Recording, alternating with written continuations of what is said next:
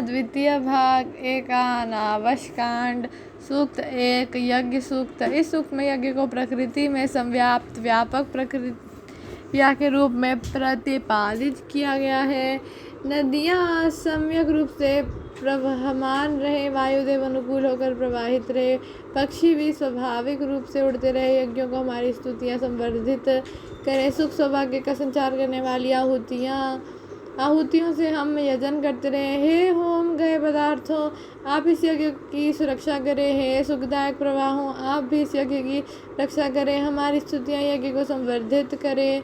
सुख सौभाग्य को संचरित करने वाली आहुतियों से हम यजन करते हैं। हम याजक विविध रूपों और विविध बलों से युक्त इस यजमान अथवा यज्ञ की सुरक्षा करते हैं। चारों दिशाएं इस यज्ञ को संवर्धित करें।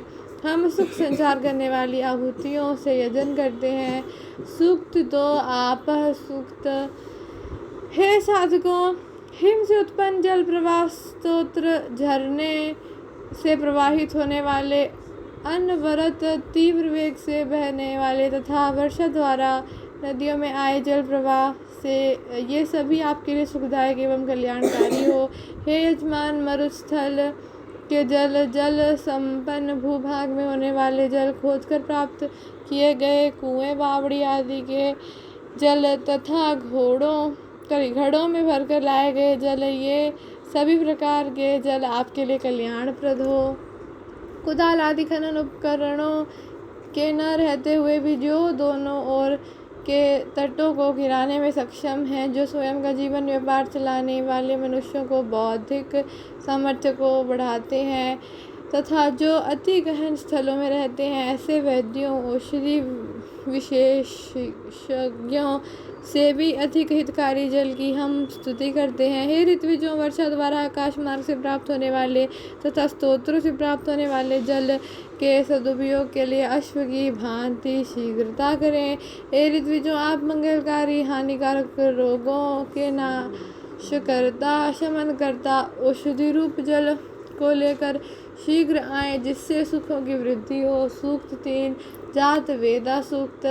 हे सर्वज्ञ अग्निदेव, आप पृथ्वी, द्युलोक, अंतरिक्ष लोक, वनस्पतियों और औषधियों में जहाँ कहीं भी विशेष रूप से विद्यमान हो, प्रसन्नता पूर्वक हमारे अनुकूल होकर पधारे।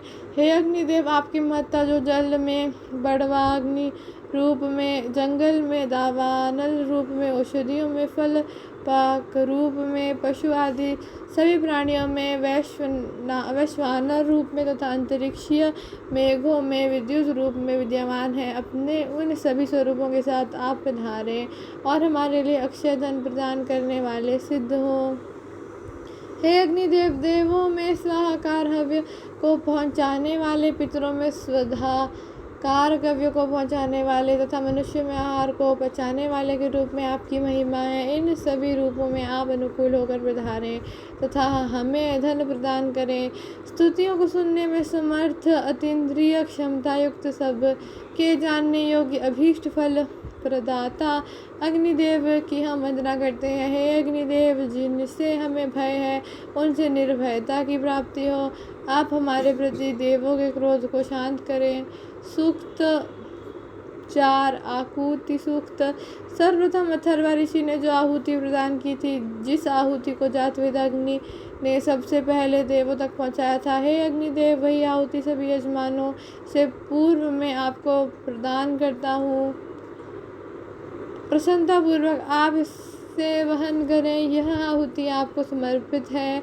सौभाग्य प्रदायिनी सरस्वती देवी को हम पहले स्थापित करते हैं। मातृवत चित्तवृत्तियों को नियंत्रित करने वाली ये देवी हमारे आह्वान पर अनुकूल हो, हमारी इच्छाएं पूर्ण हो, मन में स्थित संकल्प पूर्ण हो।